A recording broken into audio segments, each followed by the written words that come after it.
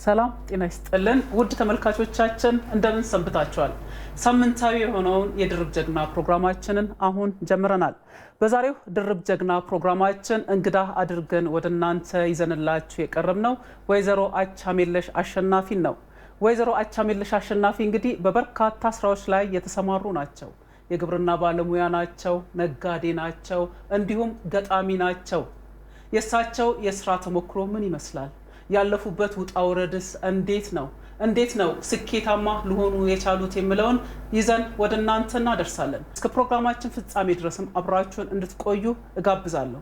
እንግዶቼ ጥሪን አክብራችሁ እዚህ ድረስ መታችሁ ያላችሁን የስራና የህይወት ተሞክሮ ልታካፍሉኝ ስለመጣችሁ ምስጋናዬ ከልብ ነው። በጣም ነው የማመሰግነው። ፖለቲከኛም ኖት፣ ገጣሚም ኖት፣ ደራሲም ኖት፣ የግብርና ባለሙያም ኖት፣ ነጋዴም ኖት እና እንዴት ነው እዚህ ስራ ውስጥ ብዙ ስራዎች ናቸው እነዚህ ስራዎች እና እንዴት ነው እንደዚህ አይነት ስራዎች ውስጥ ልሳተፉ የቻሉት? ከዛ አንስተን ሌላውን እያየን ነው የምንሄደው ወደ መጨረሻ ላይ። ፖለቲካ ስትኛው በጣም ትልቅ የፖለቲካ ህይወት ነበረኝ እኔ። ያ የፖለቲካ ህይወቴ ከትምህርት ቤት ዘመን የተጀመረ ነው እና በትምህርት ቤት ዘመን በተማሪዎች እንቅስቃሴ በጣም በከፍተኛ ደረጃ የምታወቅ ነበርኩኝ። አባቴ የሚሰራበትን ስርዓት፣ አባቴ የሚያገለግልበትን፣ እኔም የምማርበትን የማድግበትን ስርዓት ነው እየተቃወምኩ የመጣሁትና በዚህ በ1966ቶቹ የትግል እንቅስቃሴዎች በወጣቶች በዩኒቨርሲቲ ተማሪዎች የትግል እንቅስቃሴ ውስጥ እኔ መማርበት በነበረው ትምህርት ቤት ውስጥ ሆኜ የተማሪዎችን እንቅስቃሴ የተማሪዎች ምክትል ፕሬዚዳንት በመሆን ስቱደንት ካውንስል በሚባል ውስጥ ገብቼ እየሰራውና እየተሳተፉ ስርዓቱን እያወገዝኩ ነው እንግዲህ ወደ ፖለቲካ መስመር የገባሁት። ያን ስርዓት ለኢትዮጵያ አይጠቅማትም፣ ኢትዮጵያ ከፊውዳል ስርዓት መላቀቅ አለባት፣ ከገዢ ስርዓት መውጣት አለባት የሚል ዓላማ እየያዝን ነበር። አቻሜለሽ አሸናፊ ማን ናቸው? ምን ስራዎችን ሰርተዋል? እንዲሁም የልጅነት ህይወታቸው ምን ይመስላል የሚለውን ቤታቸው ሄደን ቃኝተናል። እሱን ተከታትለን ተመልሰን እንገናኛለን። ሰላም ናችሁ? እግዚአብሔር ይመስገን። ሰላም ነው አለው። እግዚአብሔር ይመስገን። እንዴት ናችሁ? ነጋካ ጋሪ ገለታ ቀየ በጋነጋ ዱፍተኒ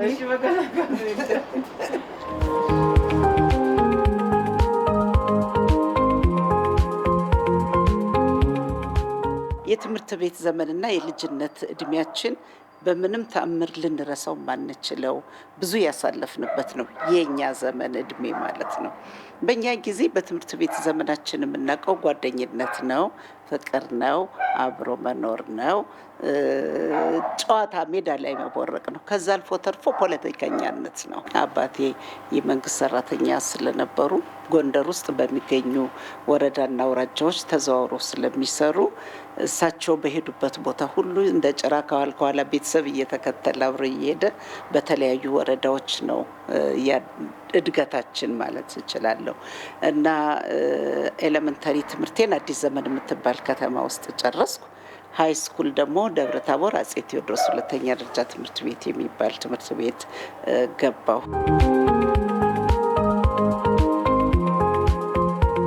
ኤግዚቢሽን በኢትዮጵያ ኤክስፖ በየክፍለ ሀገሩ ይዘጋጅ ነበር።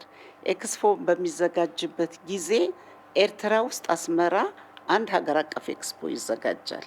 ከዛ በኋላ ከአዲስ አበባ ከከፍተኛ የመንግስት ኃላፊዎችና ሃይማኖት መሪዎች ትዕዛዝ ተሰጥቶ ከደብረ ታቦር ቅርሶች ተሰብስበው ለኤክስፖ አስመራ እንዲሄዱ ተጠየቀ። ያኔ እኔም የስቱደንት ካውንስል ምክትል ፕሬዚዳንት ነኝ። አስካለም ተማሪ ናት። ያው አጋርና አብረን ነው የምንንቀሳቀሰው። ከዛ በኋላ ኤክስፖ ደብረ ታቦር ቢሆን ደብረ ታቦር ታድጋለች። ለምንድን ነው ከደብረ ታቦር ቅርስ ተሰብስቦ ወደ አስመራ የሚሄደው? ስለዚህ አንልክም ብለን አውሮፕላን በሳምንት 2 ቀን ከአዲስ አበባ ተነስቶ ደብረ ታቦር ይገባል።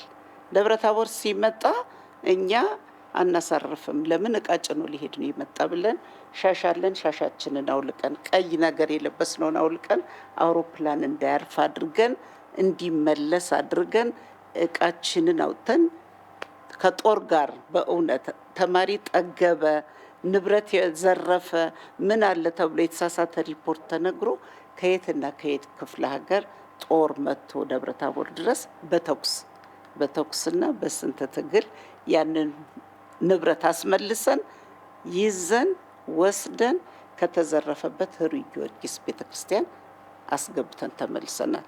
በዛ ጊዜ የምንሰራው በዛ ኮንሸስ ሌቭል በዛ እድገት ሌቭል እንዲህ አይነት መሰረታዊ በሆኑ ጉዳዮች ዛሬ በየሜዳው በሆነ ባልሆነው ድንጋይ እንደሚወረወረው አይደለም። በእኛ ዘመን አንድን ሃይ ስኩል ቫይስ ፕሬዚዳንት ሆና የምትመራ ሴት መገኘቱ የሚደንቅ ከመሆኑ ሌላ ተመሪው ተማሪ ምን ይመስል ነበረ ብለሽ ብትጠይቂ አገሩ ደብረታቦር የሚባለው ሀገር ብዙ ዘመን ያስቆጠረ ሆኖ በዘመኑ ከነበሩትም ሌሎች ተመሳሳይ ደረጃ ካላቸው አውራጃዎች ውስጥ በጣም ኋላ ቀር መንገድ ያልነበረውና ምንም አይነት ኮሚኒኬሽን ያልነበረው ቦታ ነበረ። ያ ሆኖ ተማሪው ግን በሚገርምሽ ሁኔታ ከሌሎች ኮሚኒኬት ማድረግ ከሚችሉ ትምህርት ቤቶች ጋር እኩል ኮምፒውት የሚያደርግ ነበር። በእኛ ዘመን እድለኞች ሆነን መምህራኖቻችንም ደህና ነበሩ። አሁንም በህይወት ያሉ አሉ። እነ ፈቃድ አዘዘ፣ እነ ፕሮፌሰር ሹመት ሲሻኝ፣ እነ ሙሉጌታ ዜና በህይወት ያሉ የሌሉ የመሰረቱልን ቤዝ ተጨማሪ ሆኖ የወይዘሮ አቻሜለሽ አቅም ግን ናቹራሊ ጊፍትድ ናት። ይሄ በትምህርት የመጣ በአስተዳደግ ምናልባት እድገቱን ሊጨምር ይችላል።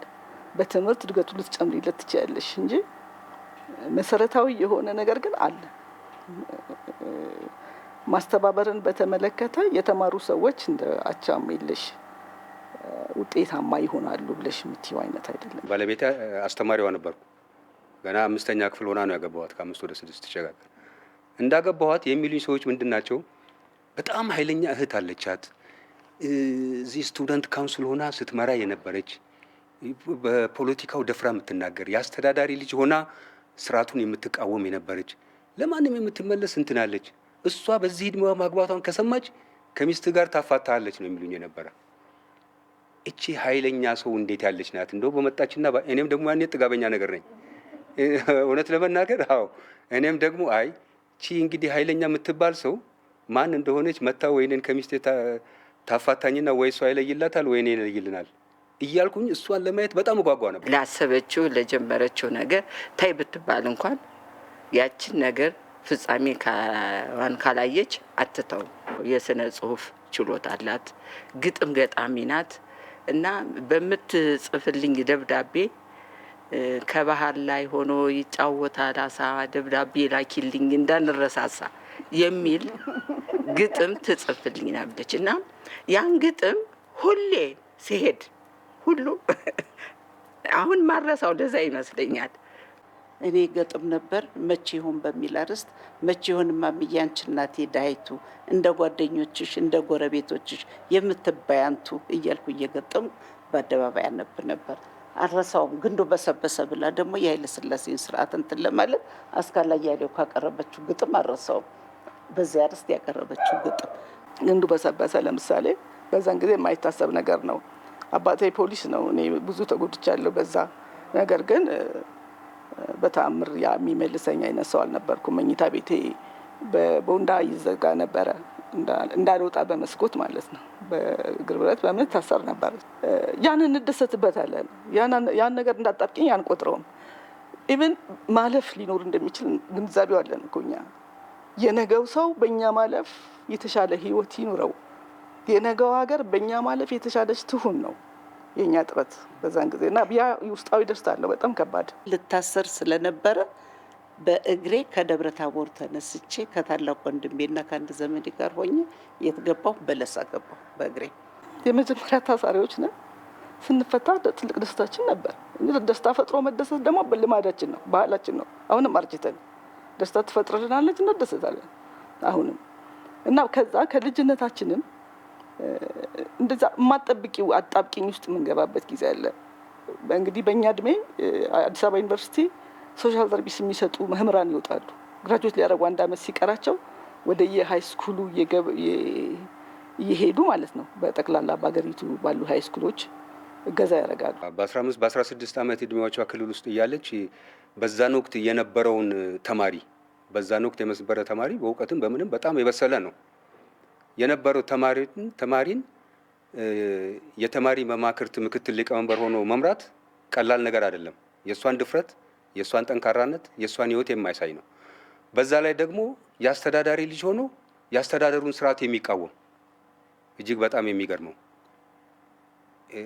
መቃወሟ እና የቤተሰብ ተጽዕኖን ሳትፈራ ሳትቋቋም ወይም ደግሞ የአባቶቿን ጓደኞች ቁጣ እና ማስፈራራት ከምንም ሳትቆጥር ደፍራ ስትሄድ የነበረችና ከዛም በኋላ በተፈጠሩ የፖለቲካ እንቅስቃሴዎች ውስጥ ጠንክራ ወጣ ጉልህ ሚና ተጫውታ ለሀገሯ ለወገኗ ከፍተኛ ስራ እየሰራች እና በጣም የተከበረች ጠንካራ ሴት ናት።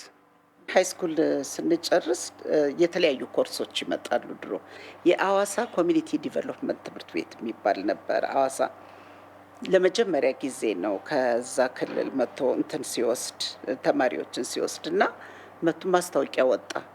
ሄደን ተፈተን።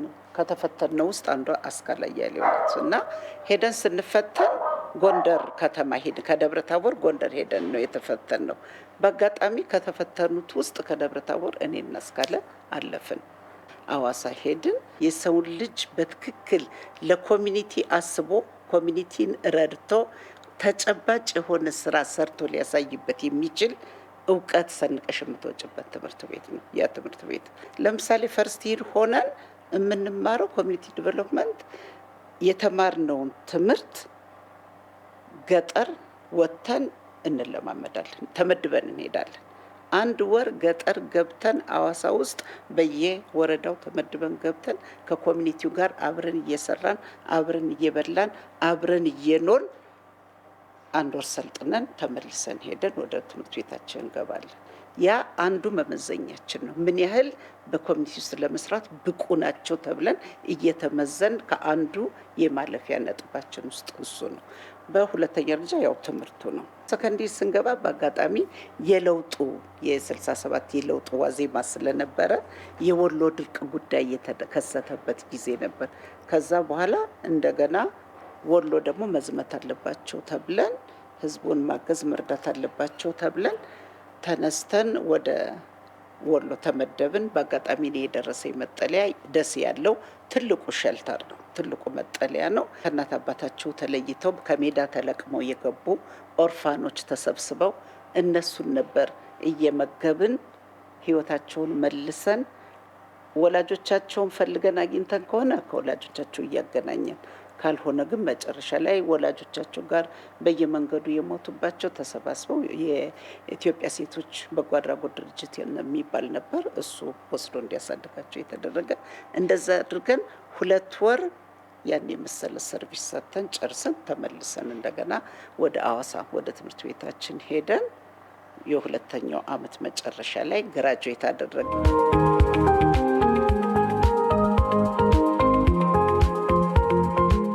ከጃንሆይ እጅ ዲፕሎማችን ወይም ዲግሪያችን እንድንወስድ ነው አባት የሚመኝ። እኛ ግን ግራጁዌት ስናደርግ ከኛ ሲኒየር የሆኑት ሁሉ እየመጡ ብሔራዊ ቤተ መንግስት ውስጥ ገብተው ከጃንሆይ እጅ ነው የሚሰጠን የነበር መመረቂያ እንትናችንን። እኛ ግን አምፀን አንቀበልም፣ ከጃንሆይ እጅ ከዚያ ዳሪ መንግስት እጅ አንቀበልም፣ መምህራኖቻችን ዲፕሎማችንን ይስጡን ብለን እዛው አዋሳ ሚኒስትሩ መጥተው አበራ ሞልቶት ነበር። ሚሊዮን ነቅንቅ ሚኒስትራችን እሳቸው ነበሩ። እሳቸው አዋሳ ድረስ መጥተው በእነሱ እጅ ተመርቀን ከዛ በኋላ በእጣ ነው ምደባችን። ደግሞ ምደባችን በእጣ ነው። እጣ ስናወጣ ሁለታችንም ጎንደር ደረሰን። አሁን ጎንደር እሺ ብለን ተነስተን ብንሄድ አይ ትላንት ያሳደግኳት ልጅ መታሁን ሰናት እኔን የምታስተምር ብሎ የካልቸር ጋፕ ስላለ እንትን ሊሉን ይችላሉ። ለምን አገር አንቀይርማል? ጓደኛዬ ቀይራ ሀረር ሄደች። ከጎንደር ቀይራ የወለጋ ልጅ ተነስታ እንትን ሄደች፣ ጎንደር ሄደች። ለእኔም እንደዚሁ ወለጋ ቀየርኩ። ወለጋ ቀየርኩና እሷ ያቺ ልጅ ተነስታ የደረሰኝ ቦታ ጎንደር ስትሄድ እኔ ደግሞ ተነስቼ አርጆ ሄጄ ወለጋ ውስጥ የመጀመሪያ ስራዬን ጀመርኩ። አዋሳ ሆና ፎቶ ትልካለች። ያው አኬም አብራ ነበረች። አኬም አብሮ አደግ ጓደኛ ናት። የማላውቃቸውን ነው። ከዛ በጀርባው በኩል እከሌ እከሌ እከሌ ብላ ስማቸውን ትጽፋለች። እነ ፀሐይነሽ ይልማን እንድንተዋወቅ ማለት ነው። ውስጤ እንዳስገባቸው በምን ሁኔታ ላይ እንዳሉ ሁሉ እዛ ላይ ትጽፈዋለች። ያን ሰዓት እኔ የሚሰማኝ ምንድን ነው? አብሬያት እንዳለው ነው። ርቀት ቦታ ያለች ብቻ ሳይሆን አብራኝ ከጎኔ እንዳለች እነዛንም የማላውቃቸውንም ልጆች የእሷ ጓደኛ ስለሆኑ በውስጥ ያስገብቸው ጓደኛ እንዳረጋቸው አሁን ሲመጡ ሳገኛቸው እንኳን እንደ አዲስ እንደ እንግዳ ሰው ሁኛ አይደለም የምተዋወቃቸው። ረጅም ጊዜ አብሬያቸው እንደኖርኩ ሆኜ ነው። አርጆ ከ1967 እስከ 1971 ድረስ አርጆ ቆየሁ። ቋንቋውን እኔ በተቻለ መጠን ተግባብቼ ለመስራት የሚያስችለኝን እውቀት ይዣለሁ ከአርጆ። ከዛ በኋላ ደግሞ አልወጣሁም ከወለጋ ብዙም። ከአርጆ ወደ ነጆ ነው የሄድኩት። የነጆ ወረዳ የኑሮ ዘዴ ባለሙያ ግብርና ድሮ የሚባለው በዛ ገብቼ እዛ ነጆ ሰራሁ። ነጆ ሰርቼ ነጆ ከጨረስኩ በኋላ ደግሞ ለቀምት ነው የሰራሁት። አብዛኛውን የስራ ህይወቴን ያሳለፍኩት የኦሮምኛ ተናጋሪ በሆኑት ክፍለ ሀገሮች ነው። ያ ስለሆነ ግዴታ ቋንቋውን መልመድ፣ መግባባት ወዳጆቼ ናቸው፣ አበልጆቼ ናቸው፣ ጓደኞቼ ናቸው። ስለዚህ አማርኛውንም ኦሮምኛውንም እየቀላቀልኩ እያወራው ቋንቋውንና በየገጠሩ ሁሉ ስዞር ቀላቅየው ስናገር ምን ይሉኛል? አፋን ሻካሚያ ይሉኛል እንጂ እንዴት ቋንቋችን አበላሽሽ ተብዬ አላውቅም። ይሄ ነበር እና በጣም ጥሩ ጊዜ ያሳለፍኩበት፣ ብዙ ልምድ ያካበትኩበት፣ አብሮ መኖርን፣ አብሮ መብላትን፣ አብሮ መስራትን፣ የህዝብን ሪል ፍቅር ያየሁበት ያ ኤክስፔሪየንስ ነው። ከዛ በኋላ ከወለጋ በኋላ አርባ ምንጭ ነው የሄድኩት። አርባ ምንጭ እጄ ደግሞ አርባ ምንጭ 1 ዓመት ከ8 ወር ሰርቻለሁ። ጋቢ ቆፋ አርጆ ውስጥ ተመድቤ ስሄድ የመጀመሪያዋ ሴት የመንግስት ሰራተኛ ነው ነበርኩ። በዛ ጊዜ እንግዲህ ግራጁዌት አድርጎ የሄደ እዛው ይታወቃል። እድል የቀናው ተጋብቶ መውጣት ነው እና በአጋጣሚ ነው ያገባሁት ከኔው ከተመሳሳይ ትምህርት ቤት አብሮ ግራጁዌት ያደረገ የልጆች አባት ነው የነበረው። ከሱ ጋር ተጋባን። ናትናኤል የተወለደው ነጆ ነው።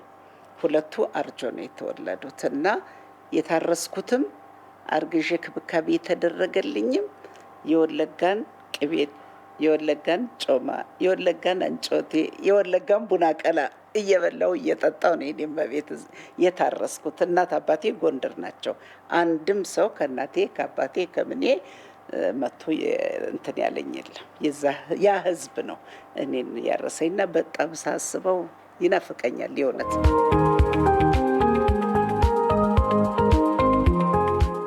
የሴቶች መብት እንዲከበር፣ የሴቶች ትግል፣ የሴቶች መጣ ከአብዮቱ ጋር አብሮ የሴቶች ጥያቄ። ያን ጊዜ ሴቶች ይደራጁ በሚባልበት ጊዜ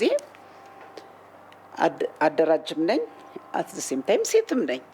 በዛ መሰረት ለመጀመሪያ ጊዜ የወለጋ ክፍለ ሀገር የሴቶች ማህበር ሊቀመንበር ሆኜ የተመረጥኩት እኔ ነኝ።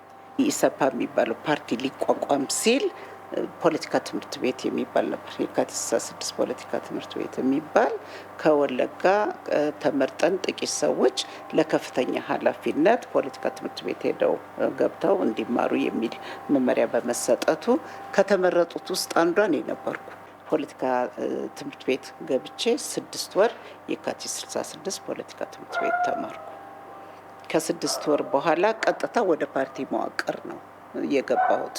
የኢትዮጵያ ሰራተኞች ፓርቲ አደራጅ ኮሚሽን ኢሰፓኮም በሚባለው በዛ መሰረት የጋምጎፋ ክፍለ ሀገር የሴቶች ጉዳይ ኃላፊ ሆኜ በመመደብ ከወለጋ ወደ ጋምጎፋ ክፍለ ሀገር ለመጀመሪያ ጊዜ እንግዲህ ወደ ፖለቲካው አቅጣጫ ገብቼ ጋምጎፋ ሄድኩኝ። ጋምጎፋ 1 ዓመት ከ8 ወር ሰራሁ። ከፋ ክፍለ ሀገር ደግሞ ለተሻለም ኃላፊነት በዛው ሌቭል ተመድቤ ከጋምጎፋ ተቀይሬ የከፋ ክፍለ ሀገር ኢሰፓ የሴቶች ጉዳይ ኃላፊ ሆኜ ከፋ ክፍለ ሀገር ሄድኩኝ። ከፋ ክፍለ ሀገር እንደገና 4 ዓመት ሰራሁ። በ1979 ዓመተ ምህረት ወደ አዲስ አበባ ተቀየርኩ። የአዲስ አበባ ከተማ ኢሰፓ ጽህፈት ቤት የሴቶች ጉዳይ ኃላፊ ሆኜ አዲስ አበባ መጣሁ። አዲስ አበባ ከ79 እስከ 1983 አገለገልኩ። እንግዲህ አዲስ አበባ ደግሞ ያለውን ሴቶች በማደራጀት በማንቃት በማስተማር ያ ሁሉ ሲሆን ያረጋጥኩት ስፍራ የለም በኢትዮጵያ። ስለ ሴቶች ትግል ሲወራ ሴቶች ትግል የሆነ ደረጃ ከሆነ ደረጃ ላይ ተነስቶ የተጀመረ ይመስላል እንጂ የሴቶች ትግል በጣም ጠንካራ ስራ የተሰራበት ብዙ ነገሮችን ሴቶች እንዲነቁ የተደረገበት እና ብዙ የሁላችንንም ህይወት በተለያየ መንገድ የፈተነበት ጊዜ ነበር እና አቻሜ ደግሞ ከአቻሜለሽ ማለት ከዛን ሰዓት ጀምራ በእያንዳንዷ እንቅስቃሴ የሴቶች እኩልነት መከበር አለበት ብቻ ሳይሆን የሴቶችን ህልውና መጠበቅ አለብን ከሚል የምትታገል ጠንካራ፣ ደፋር፣ ላሰበችው ዓላማ ወደኋላ የማትል ጓደኞቿን፣ አብሮ አደጎቿን፣ በስራ የምታውቃቸውን ሰዎች በምንም አይነት ነገር የማትረሳ በየአንዳንዷ እንቅስቃሴዋ ሁሉ የእሷ ስኬት የሌላው ሰው አብሮ የመሆን እንጂ የብቻዋ የምትለው ነገር የሌላት በብዙ እንቅስቃሴዎቿ በየአንዳንዱ እንቅስቃሴ በምታደርገው ሁሉ ሁላችንንም እንድንሳተፍ የምታደርግበት እንቅስቃሴ በተለይም ለሴቶች ላይ ትልቅ አቋም ያላት ናት። ኢህአዴግ ኢትዮጵያን ሲቆጣጠር የፓርቲው መዋቅር እንዳልሆነ ሆኖ ሲፈራርስ ለ6 ወር ያህል ከስራ ተባረርን ማለት ነው። ያለ ስራ 6 ወር። ያ ትልቅ ቻሌንጅ ነበረ ለኔ። ያለ ደሞዝ ነው የምንሰራ። ደሞዛችን በቆና የሚታፈስ አልነበረም። በጣም ዝቅተኛ ደሞዝ ነው ያለን። እኛ ህይወታችንን ነው እንጂ አሳልፈን የምንሰጠው፣ እውቀታችንን ነው እንጂ አሳልፈን የምንሰጠው፣ የምናካብተው ነገር አልነበረንም። በዛ መሰረት 6 ወር ያለ ደሞዝ በደህና ቀን ወለጋ ያፈራሁትን የአንገት ወርቅና የጣት ወርቅ የጆሮ ጌጥ እየሸጥኩ ነው 3 ልጆች ያሳደግኩት የነበረው እና ያ የፈተና ዘመኔ ብዬ በህይወት ታሪኬ ውስጥ የሚይዘው 6 ወር ያለ ስራ እንጀራ እየገዛን የበላንበት ዘመን ግን ያልተከፋሁበት፣ ለምን ገጠመኝ ብዬ ያልተቆጨሁበት፣ በጽናት አልፌ ግን ደግሞ ለተሻለ ውጤት የደረስኩበት የፈተና ወቅቴና ስትሬንግዜን የለካሁበት ወቅት ነው ያ ወቅትና ትልቅ ትምህርት ቤት ነው ማለት እችላለሁ። የተለያየ አፍሪካ ሀገር እየተላኩ በግብርና ትሬኒንግ ወስጃለሁ። ኢንተርፕሪነርሺፕ ትሬኒንግ ወስጃለሁ። ጉብኝቶች አድርጌያለሁ። ከሌሎች ሴቶች ጋር ልምድ እንድማር እድል አግኝቻለሁ። ሳሳካዋ ስሰራ በዚህ በፖስት ሃርቨስት ላይ በጣም ብዙ ኤክስፒሪየንስ አግኝ የተለያዩ አፍሪካ ሀገሮች ሄጃለሁ። ሌሎች አውሮፓ ሀገሮችንም እንደዚሁ ሄጃለሁ። የመንግስት ሰራተኛ ሆነሽ የምታስቢው ሴኩሪቲ አይሰማሽ። ስወጣ በወር የማገኘው ነገር ከቀረ ምን ልበላ ነው እንዴት ልሆን ነው ብለሽ ትሳቀቂያለሽ። ግን እኔም የመሰለኝ በቃ ጥሩ ስወጣ ቶሎ አንድ ቢዝነስ ብጀምር ቶሎ ሳክሰስፉል ሆኜ ብር ማፍስ ነው የመሰለኝ። በት ዲ ኦፖዚት ነው ያጋጠመኝ። ልክ ስወጣ 3 ነገር በአንድ ላይ ጀመርኩ። የጸጉር ቤት፣ ሱፐርማርኬት፣ ቪዲዮ ምናምን ቴፕ ምናምን መሸጫ ቤት፣ 3ቱም በአንድ ላይ። ጸጉሯን ልትሰራ የመጣች ሴት እዛ ሾፒንግ አድርጋ ትሄዳለች ሱፐርማርኬት ላይ አልኩ። ከግብፅ ሀገር የመጡ ሸልፎች፣ ቴሌቪዥን፣ ምንድነው ፍሪጆች፣ ብዙ እቃዎች ገዛዛውና ቆንጆ ሱፐርማርኬት ገጭ አድርጌ ከፈትኩ። ትልቅ ፎቅ ተከራይቼ በስንት ብር ነው የተከራየሁት? በ2000 ብር። የ6 ወር 24,000 ብር የአመት 24,000 ብር ከፍዬ ነው የተከራየሁት። ተከራየሁና 3ቱም በአንድ ላይ ቢሮ አዘጋጀሁ ምናምን በትልቅ ማሰብ ወዳለሁ። እሱን አደረኩና ተከራይቼ ገባው። ወንዱን ልጅን ቢዚ ለማድረግ ቪዲዮ ሾፑን እንዳለ እንዲያስተዳድር እዛ እንዲውል ሰጠሁት። እኔም እንደ ልቤ ኮንትሮል ለማድረግ ካጠገቤ ሳይወጣ ማለት ነው። በዚህ ጎን ለጎን የውበት ሳሎንና ሱፐርማርኬቱን ጀመርኩ። ስራው ጥሩ ጀመረ። ነገር ግን በዛ ጊዜ ይሄ ሪንግ ሮድ ምናምን የሚባለው ተጀምሮ ነበር። ሳውዲ ኤምባሲ ፊት ለፊት ነበር ህንጻው። እዛ ላይ ነው ተከራይቼ የጀመርኩት። ሎኬሽኑ አንዱ ድክመት ነበር ስከራየው ያላሰብኩት የማላቀው ነገር። ያ መንገድ ይሰራ ስለነበር ይፈርስ ነበር። በዚህ ምክንያት እንዳለ ያ በሙሉ የተደራጀ ሱቅ ያ ሰፈር ሲፈርስ አብሮ ፈረሰ። ትልቅ ዳሜጅ። ባንክ ብድር አላቅም፣ ባንክ አልተበደርኩም። ያጠራቀምኳት ብርና ከፕሮቪደንት ፈንድ የማገኘው ከድርጅቱ ስወጣ እየተሰጠኝ ምናምን ነው።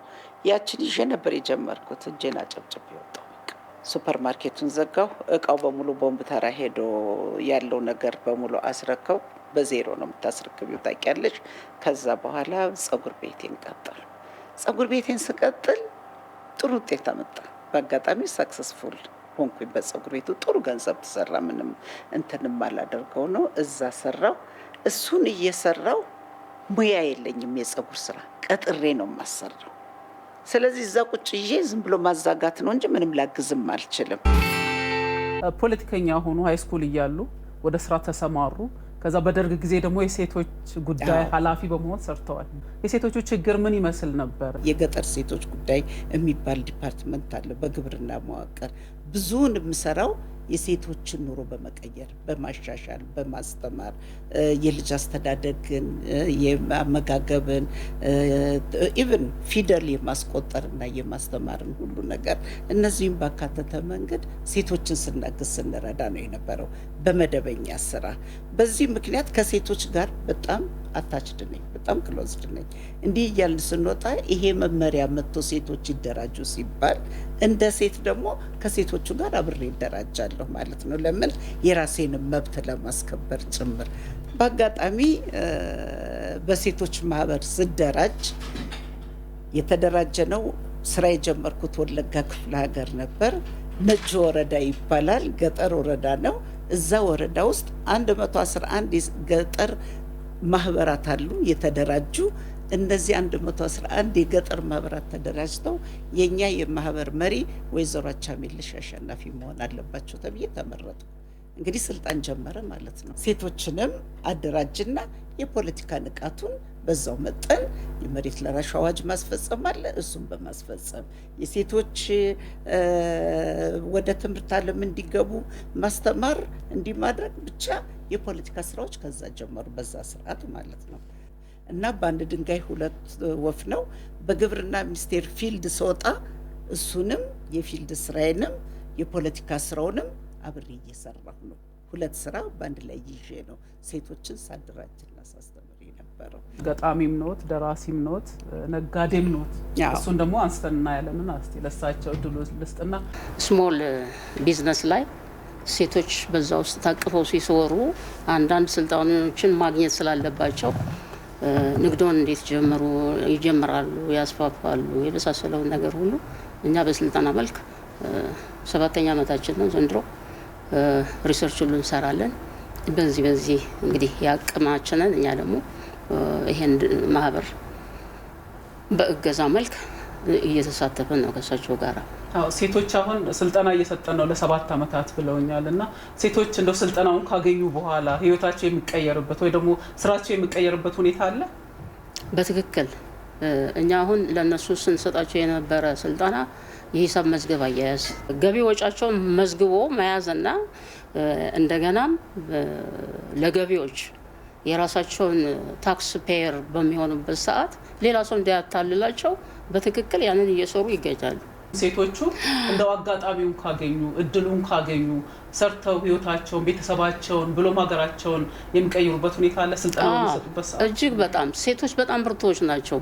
አቅጣጫ ብቻ ማሳየት ነው እና ይሄ ጎዶሏቸውን ካሳየናቸው በዛ ውስጥ ተሰማርተው ትላልቅ ስራዎችን መስራት ይችላሉ።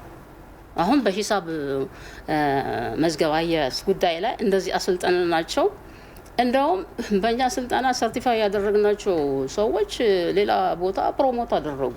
እኛ ኮኦፕሬቲቭም ላይ ሰርተናል እና ምንድነው እሱ ማሳየት ብቻ ነው። እነሱ አንድ ጊዜ ካዩ እኔ ሴቷ በእውነት ተደብቃ ነው ያለችው፣ ብቻ አቅጣጫ ማሳየት ነው እና እዛ ላይ የተለወጡ ሰዎች አሉ። ፎቶ ቤት ከፍተው ነበረ እና ያንን ፎቶ ቤት በምከፍቱበት ሰዓት፣ ጸጉር ቤት በምከፍቱበት ሰዓት እኔ እንደው ቁጭ ብዬ ተመልካች ከመሆን ተምሬው በሙያ ታግዤ ብሰራ ይሻላል ብለው የገቡበት ሁኔታ አለ። እስቲ እሱን ያስታውሳሉ? አዎ አስታውሳለሁ። እኔ ያለ ምንም እውቀት ነው ቀጥታ ከመንግስት ስራ ወደ ንግድ ዓለም የገባሁት። ስለዚህ ያለው አማራጭ ምንድነው? እጄን አጣጥፌ መቀመጥ ሳይሆን ሌላ ስራ መጀመር ነው። ያም የጸጉር ቤት ነው። ከዛ በኋላ ጸጉር ቤት እየሰራው ያለው ነው ደግሞ እንደገና ቢዝነስ ሴንተር ከፍቼ የፎቶግራፍ ስራዎች፣ የህትመት ስራዎች የመሳሰሉትን መስራት የጀመርኩት። እሱን በመጀመርበት ጊዜ እንግዲህ በተለይ የፎቶግራፍ ስራ እውቀቱ የለኝም። የሌሎች የህትመት ነገሮች ብዙ እውቀት የለኝም። ከዛ አንድ ወዳጄ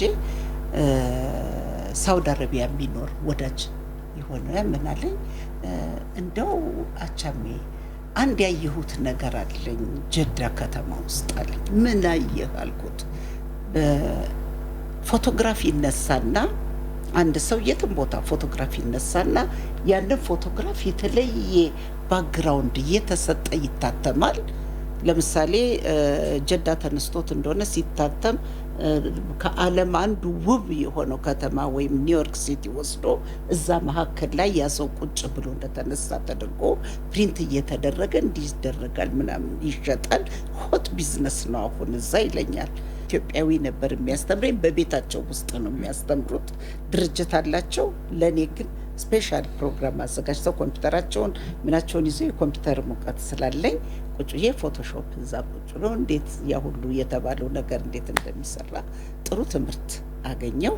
ከዛ በኋላ አስፈላጊ የሆኑትን እቃዎች ገዛው። ማለት ካሜራውን፣ ዲጂታል ካሜራ፣ ፕሪንተር፣ ስካነር፣ እነዚህ ነገሮችን በሙሉ ገዛሁና በ3 ሳምንት ወደ ሀገር የተመለስኩ። ምን ያህል ውጤታማ ነበረ? በእውቀት ላይ የተመሰረተ ነው። ተምረው ወደዚህ በተመለሱበት ወቅት ምን ያህል ውጤታማ ነበረ ስራው? በጣም ትልቅ ምን ያህል ሳገኙበት? በጣም ትልቅ ውጤት ነው እንጂ የሆነልኝ። ምክንያቱም እንዳልኩሽ ተምሬ መጣው እሄዳለሁ። ጸጉር ቤቴ አምራት ጸጉሯን ተሰርታ ስትጨርስ ሴቷ እዛ ቆሜ ፎቶግራፍ አነሳትና ቶሎ ደግሞ ቢዝነስ ሴንተር ውስጥ ገባና ቁጭ ብዬ ያንን ያነሳኋትን እንትን የኔ ጸጉር ቤት ውስጥ የተነሳችውን የሆነ ዱባይ የሆነ ልዩ ስፍራ ላይ ሄዳ የተነሳች አስመስዬ ወይ ፓርክ ውስጥ አድርጌ ብዬ አትሚወስጀ ሳሳያት በጣም ትደነቃለች።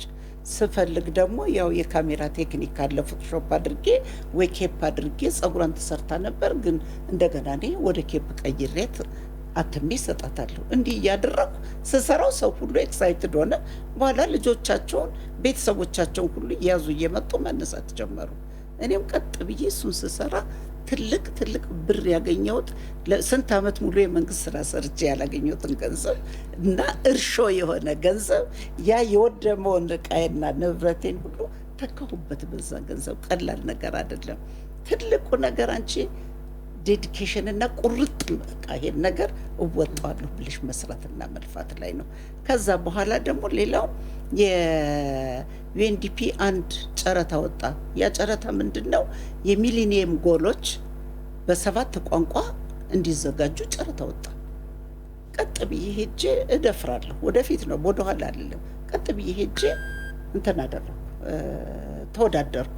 በዛ ላይ እንግዲህ እያንዳንዱ የሚሊኒየም ጎሎች ስለ ትምህርት በሚያወራው ላይ የትምህርት ነክ የሆኑ ፎቶግራፎችን ይዘሽ አታች ማድረግ አለብሽ። ስለ ሕክምና የሚያወራውን ነገር ላይ በቃ ሰው የሕክምና አገልግሎት ችግሩንና ከዛ በኋላ ደግሞ ሶሉሽኑን አብረሽ ሊያሳይ የሚችል ፎቶግራፍ አታች ማድረግ አለብሽ። እችላለሁ አልኩኝ። ተርጓሚ እንዲህ በደንብ አለኛው። ተወዳደርኩ፣ አሸነፍኩ። እግዚአብሔር ይመስገን ጥሩ ብር ቆጠርኩ። በዛ በማሸነፍ ምን ያህል አገኙ? የሚሊኒየም ጎሌን አንቺ ምን አሁን አላካፍልሽ እንዴት ነው ነበር? አይ ለማወቅ ነው። ወይዘሮ አቻሜለሽ አሸናፊ እንግዲህ በርካታ ስራዎችን በመስራት ዛሬ ውጤታማና ስኬታማ የሆኑ ሴት ናቸው። የእሳቸውን የስራና የህይወት ተሞክሮ በዚሁ አናጠናቅቅም። በቀጣይ ፕሮግራማችን ደግሞ ወይዘሮ አቻሜለሽ አሸናፊ ምን ስራዎችን ሰርተዋል፣ ምንስ እቅድ አላቸው የሚለውን ወደ እናንተ እናደርሳለን። የዛሬውን በዚሁ አጠናቀናል። ሰላም ሁኑ።